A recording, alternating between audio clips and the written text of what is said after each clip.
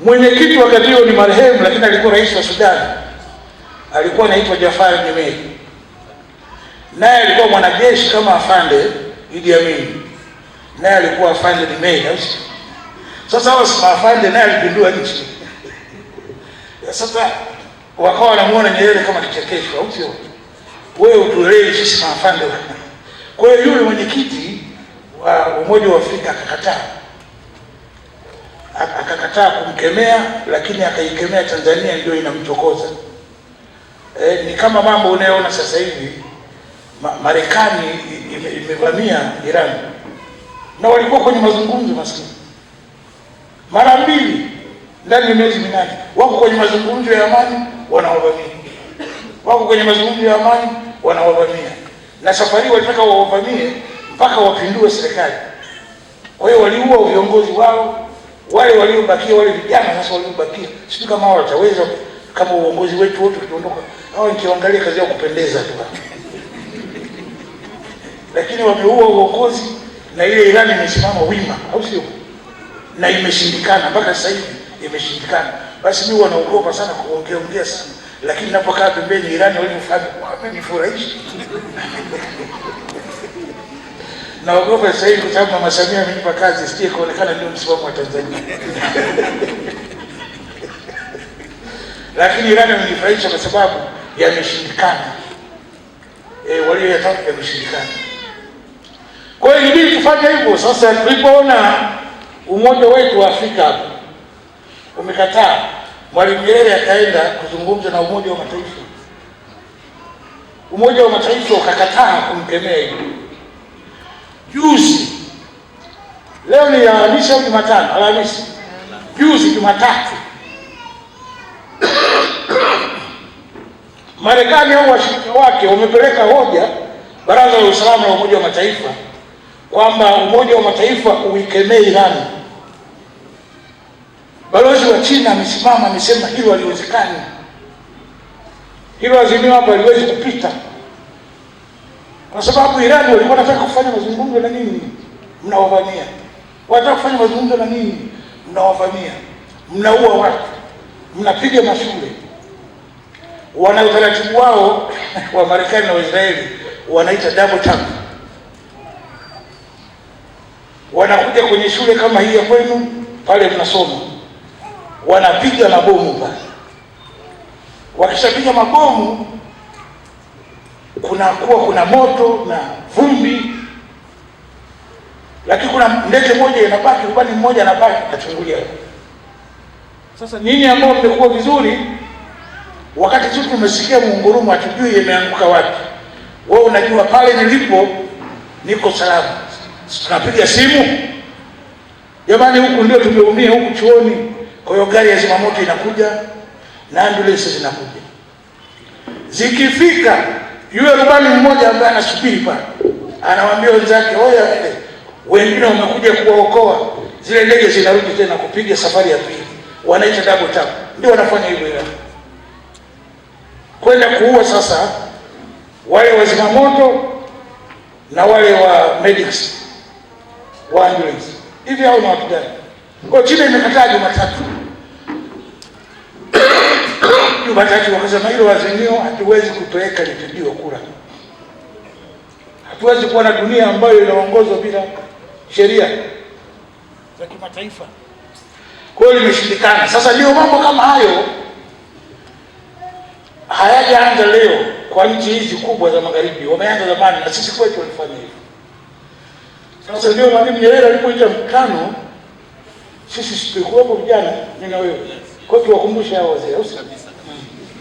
Alitueleza hizo juhudi zote alizofanya. Na zimeshindikana. Akasema sheria ya kimataifa, sheria ya ndani na sheria ya Mwenyezi Mungu. Akija mtu nyumbani kwako akakuibia, unaweza pale mwanzo usimfahamu, lakini ukitoka ukafuata unyayo, ukaona ule unyayo umeenda mpaka kwa nyumba ya jirani, halafu ukafika ukamkuta naye akakubali, akasema vitu vyako navyo na sikurudishii. Sasa si umeshamjua? Sasa taratibu zinasema usichukue sheria mkononi, nende kawaeleze vyombo vinavyohusika. Katika hali kawaida sisi tulivyo, unakwenda wapi sasa? Unakwenda polisi, kweli usikweli? Hata unakwenda polisi kata unawaambia aliyekuibia nani fulani. Sasa majibu unayopata polisi kata, unaonekana labda polisi kata wanamuogopa yule mtu, inawezekana mrefu au si. Wengine tunavifua yeye ana kabati. Kwa hiyo unasema ngoja niende polisi wilaya au si. Polisi wilaya leo unaona kugeuza. Alafu anapisha akwambia sio huyo mtu atuwezekani, ikiwezekana nenda kamtake radhi. Sasa sheria inasema polisi wakisha kufanyia hivyo, polisi wakisha kutenga au kwa sababu moja au nyingine, sheria inasema sasa wewe una hiari na una haki ya kumshughulikia mbaya wako wewe mwenyewe. Ndio sheria iko. Kashughulike naye wewe mwenyewe. Au jaribu kumtafuta IGP. IGP naye akiwa anampelekea huu, shughulika na mtu wako wewe mwenyewe. Kwa hiyo alipotutangazia akatueleza historia yote tukamuelewa. Ndio akasema sasa baada ya kufanya mambo yote, ndugu wananchi, sasa tuna kazi hii kumshughulikia huyu mtu sisi wenyewe. Alianza na utangulizi. Kazi yetu sasa ni hii, tumtandike sisi wenyewe. Mpaka akione cha mtema kule, mpaka aseme afadhali ningeenda kushika nchi nyingine, lakini hii Tanzania haifai. Na akasema sababu za kumshughulikia tunazo, nia tunayo, na uwezo tunao. Sasa pale tukafurahi, tukashangilia. Sisi tulikuwa vijana, kwa hiyo jeshi liko tayari. Tunapofuata, mimi nimemaliza form 6, nimekwenda JKT, tunafuata sasa. Vijana mko tayari? Hatuko hivi tu ndio ile hadithi nilianza mbali kidogo, kwa sababu yeye alinichokoza ili hao rafiki zangu wali alafu waliokuwa wanakuja wakati ule jeshi la ulinzi lilikuwa ni mkoa wa Chama cha Mapinduzi. Alafu kamisa wa jeshi alikuwa ni katibu wa CCM wa mkoa wa Chama cha Mapinduzi. Alikuwa mzee wetu mmoja anaitwa mzee Moses Nauli. Halafu katika idara yake ya wale makada alikuwepo mzee, alikuwa wakati huo alikuwa Captain Kinana. Katika wale idara ya makada wako jeshini. Katika idara hiyo alikuwepo Luteni Jakaya Kikwete. Sasa wale wakija vijana tukaitwa, alafu wale wazee wakaanza kuongea na sisi, wanatupandisha moto. Halafu wanatuuliza tuko tayari, tunamtaka yule Idi Amin. Tukapewa mafunzo, tukapewa silaha na usafiri tukapewa.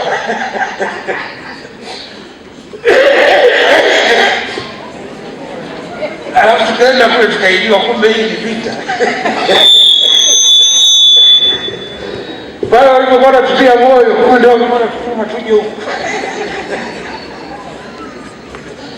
Lakini sasa tukawa tumeshafika. Hakuna kurudi nyuma, mpaka kazi tuliyotumwa ni lazima iishe. Kwa hiyo vita sio kitu kizuri cha kuombea, lakini inapotokea kwa ajili ya heshima ya nchi yako na wananchi wako, kweli usikweli, tunajiunga pale. Kwa hiyo tulipofika ndipo tukajua ile vita iko hivyo. Nakumbuka wakati vijana tunakwenda, tulikuwa tunakwenda kwa sababu tofauti. Vijana wa mkoa wa Mara, mimi kwetu ni Mara, hasa Wakuria, tulikuwa pale tunapelekwa, tujaijua vita inavyofanana.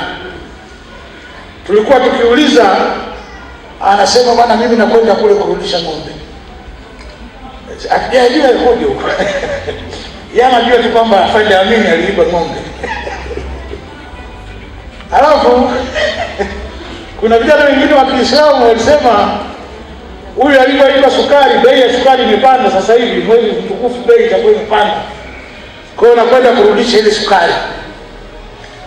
Mimi nawapenda Wapembe, Wapembe walisema huyu bwana wale wanawake wote, mimi nakwenda kurudisha wale wanawake.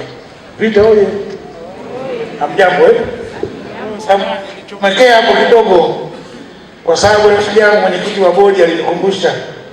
Mmechoka Basi tuombee vile